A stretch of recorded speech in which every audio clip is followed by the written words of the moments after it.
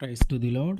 ఈరోజు దేవుడు మనకిచ్చినటువంటి వాగ్దానం ఏంటంటే, యోహాను సువార్త 6వ అధ్యాయము 47వ వచనం. విశ్వసించువాడే నిత్య జీవము గలవాడు. ఆమేన్.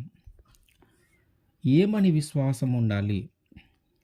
యేసుక్రీస్తు వారే నిజమైన దేవుడని, ఆయన తప్ప వేరొక దేవుడు లేడని, మన పాపములన్నిటినీ భరిస్తూ ఉన్న దేవుడని, మన పాప భారము మోస్తూ ఉన్న దేవుడని, మన పాపముల నుంచి మనల్ని విడిపించగలిగిన అధికారము కలిగినటువంటి దేవుడని, మన పాపములను ఆయన రక్తములో కడిగి మనల్ని పవిత్రముగా పరిశుద్ధముగా మార్చగలిగిన దేవుడని, మన పాపముల నిమిత్తము, ఇక్కడ మనము అంటే సర్వలోకము, ఒక్కరు కాదు సర్వలోకము, ఈ లోకంలో ఉన్న ప్రజలందరి పాపము నిమిత్తము ఆయన సిలువనెక్కి మరణించి తిరిగి 3వ రోజు లేచినటువంటి దేవుడని మనము నమ్మి విశ్వసించి, ఇదిగో ఆయన రెండవసారి రాబోతూ ఉన్నాడు. ఆయన వచ్చే సమయములో ఆయనతో పాటు ఎవరైతే ఆయన యందు విశ్వాసము కలిగి ఉండి నమ్మకంగా జీవించి ఉన్నారో వారందరినీ కూడా తీసుకొని వెళతాడు అనే విషయాన్ని మనము విశ్వసించి ఆ విశ్వాసాన్ని మనము కాపాడుకోవాలి. అంటే యేసుక్రీస్తు వారు రెండవసారి వచ్చినప్పుడు ఆయనతో పాటు మనము వెళ్ళటానికి మనము విశ్వాసము కలిగి ఉండాలి. అదిగో ఆ విశ్వాసము మనము పోగొట్టుకొనకుండా ఎవరైతే ఉంటారో, ఆ విశ్వాసము పోగొట్టుకొనకుండా ఎవరైతే ఉంటారో వారు నిత్య జీవమును పొందుకుంటారు. అయితే ఈ విశ్వాసము మనలో నుండి పోవటానికి మన మనసు చెదరి, మన ఆలోచనలు చెదరి, మనలో ఉన్న ఆ నమ్మకము తొలగిపోవటానికి, మనలో ఉన్న నమ్మకము బలహీనపడటానికి, మనలో ఉన్న విశ్వాసం అంతా కూడా బలహీన పడే లాగున సాతాను మన జీవితంలో అనేకమైనవి చేస్తూ ఉంటాయి. మనం ఎప్పుడైతే బలముగా విశ్వసిస్తామో ఆ బలమైన విశ్వాసమును దెబ్బతీయటానికి, ఆ బలమైన నమ్మకాన్ని దెబ్బతీయటానికి కూడా సాతాను అంతే ప్రయత్నం చేస్తూ ఉంటుంది. అందుకనే మనం విశ్వాసంగా జీవిస్తూ ఉన్నప్పుడు కొన్నిసార్లు మనము శ్రమలు, బాధలు, కష్టాలు, రోగాలు, అప్పులు మన జీవితంలో వస్తూ ఉంటాయి. అంటే అవి వచ్చినప్పుడు మనము దేవునికి దూరం అవుతామని, దేవుడి మీద నమ్మకాన్ని కోల్పోతామని, దేవుడి మీద విశ్వాసాన్ని కోల్పోతామని సాతాను యొక్క ప్రణాళిక. కానీ యేసుక్రీస్తు వారు అంటూ ఉన్నారు, నువ్వు విశ్వసించు, నువ్వు మరణము వరకు నమ్మకంగా ఉండు, అంతము వరకు సహించు. అంతము వరకు సహించేవాడు ఎవడున్నాడు వాడు పరలోక రాజ్యం చేరతాడు. అంతము వరకు సహించేవాడు ధన్యుడు. మరణము వరకు నమ్మకంగా ఉంటే ఆయన మనకి నిత్య జీవము ఇస్తాడు. నీలో ఉన్న ఆ విశ్వాసాన్ని దెబ్బతీయటానికే అనేకమైన ప్రయోగాలు లేదా అనేకమైన ప్రణాళికలు సాతాను వేసి ఏదో ఒక విధంగా మనల్ని బలహీనపరచాలని చూస్తుంది. ఏదో ఒక విధంగా దేవుడి మీద ఉన్న నమ్మకాన్ని పోగొట్టేలాగా చూస్తుంది. ఏదో ఒక విధంగా దేవుడి మీద ఉన్న విశ్వాసాన్ని పోగొట్టేలాగా చూస్తుంది. అది ఏ రూపానైనా రావచ్చు.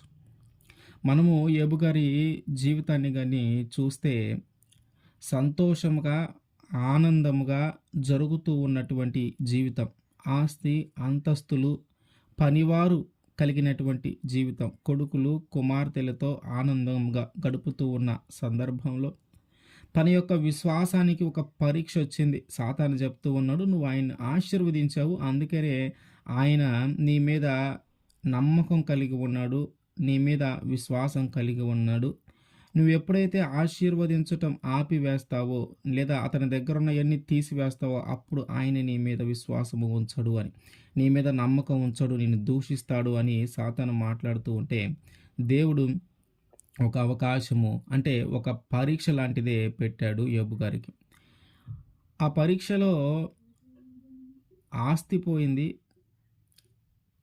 పిల్లలు చనిపోయారు, తర్వాత తనకు ఉన్నటువంటి సమస్తమును కోల్పోయి ఒంటరిగా మిగిలి ఉన్నాడు. ఇల్లుతో సహా అన్ని కోల్పోయి ఒంటరిగా మిగిలి ఉన్నాడు. ఇటువంటి సందర్భంలో గూడా యోబు గారు ఏమీ మాట్లాడకుండా దేవుడే ఇచ్చాడు, దేవుడే తీసుకున్నాడు అనే మాట మాత్రమే ఆయన నోటి నుంచి వస్తూ ఉంది. ఈలోపు ఈ సమాచారం అంతా గూడా చుట్టుపక్కల వాళ్ళకి తెలుస్తూ ఉంది. ఇట్లా కోల్పోయాడు యోబు గారు అని. మళ్ళీ సాతాను అంటూ ఉంది,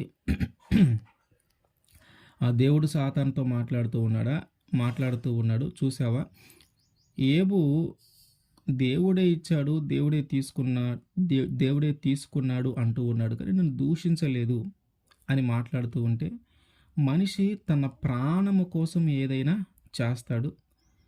నువ్వు అతనికి ఎలాంటి వ్యాధి కలుగజేయలేదు కనుక అతను నేను ఇంకా విశ్వసిస్తూ ఉన్నాడు అని చెప్తూ ఉంటే, సరే అతని ప్రాణమును ముట్టకుండా నువ్వేం చేయగలుగుతావు చెయ్యి అంటే, అది ఒక రోగాన్ని యోబుకి కలిగిస్తుంది. అంటే ఆస్తి పోయింది, అంతస్తులు పోయినాయి, పొలాలు పోయినాయి, స్థలాలు పోయినాయి, దాసదాసీలందరూ లేరు, కొడుకులు చనిపోయారు, ఉన్నదంతా కోల్పోయి చివరికి ఒంటిలో కూడా ఒక రోగం వచ్చింది. అంత బాధలు భరిస్తూ ఉన్నటువంటి సమయంలో చుట్టుపక్కల వాళ్ళు వింటూ ఉన్నారు. తర్వాత తన స్నేహితులు వచ్చి మాట్లాడుతూ ఉన్నారు. ఒక్కొక్కరు ఒక్కొక్క విధంగా తనతో సంభాషిస్తూ ఉన్నారు. చివరికి తన భార్య కూడా వచ్చి మాట్లాడుతూ ఉన్న మాట ఏంటంటే, ఇంత దరిద్రం అనుభవిస్తూ ఉన్నావు కదా, దేవుణ్ణి దూషించి ఇంకా చచ్చిపో అంటే ఆయన మళ్ళీ మాట్లాడుతూ ఉన్నాడు. ఇదంతా దేవుడిచ్చింది కదా, ఇంతకుముందు అనుభవించిందంతా దేవుడిచ్చింది కదా, ఇదిగో దేవుడే ఇచ్చాడు, దేవుడే తీసుకున్నాడు. మూర్ఖురాలు మాట్లాడినట్టు నువ్వు మాట్లాడొద్దు. దేవుడి నుంచి ఎప్పుడు ఆశీర్వాదమేనా? దేవుడి నుంచి మనం ఒక్కసారి కూడా శ్రమలు అనుభవించొద్దా? దేవుడి నుంచి శ్రమలు వస్తే తప్పేంటి అన్నట్టుగా ఆయన మాట్లాడుతూ ఉన్నాడు. అంటే ఈ యొక్క విశ్వాసము కోల్పోయేటటువంటి పరిస్థితులు మన జీవితంలోకి వచ్చినా కూడా దేవుని మీద విశ్వాసము కోల్పోకుండా బలముగా నిలబడాలి. అది ఏ రూపానైనా రావచ్చు. ధనము రూపంలో, లేదా మనకి ఇష్టమైన వ్యక్తుల ధనం కోల్పోయే పరిస్థితి రావచ్చు, మనకి ఇష్టమైన వ్యక్తులను కోల్పోయే పరిస్థితి రావచ్చు, మనం చదువుకున్న ఆ చదువు కోల్పోయే పరిస్థితి రావచ్చు. ఇట్లా ఏమో తెలియదు, ఎవరి జీవితంలో ఏం జరుగుతుంది, ఎవరి జీవితంలో ఎలాంటి శ్రమలు వస్తాయి ఎవరికి తెలియదు. అది ఒక్క దేవుడికి మాత్రమే తెలుసు. అయితే అవన్నీ కూడా నీలో ఉన్నటువంటి ఆ విశ్వాసాన్ని పరీక్షించటానికే దేవుడు కొన్నిసార్లు అనుమతిస్తూ ఉంటాడు. అయితే ఆ విశ్వాసము మనము కాపాడుకోవాలి. అంతము వరకు ఎవరైతే సహిస్తారో వారు ఖచ్చితంగా పరలోక రాజ్యంలోనికి చేరతారు. కనుక యేసుక్రీస్తు వారు మాట్లాడుతూ ఉన్న మాట ఏంటంటే, నువ్వు విశ్వాసము కలిగి ఉండు, విశ్వసించువాడే నిత్య జీవము గలవాడు. ఆమేన్.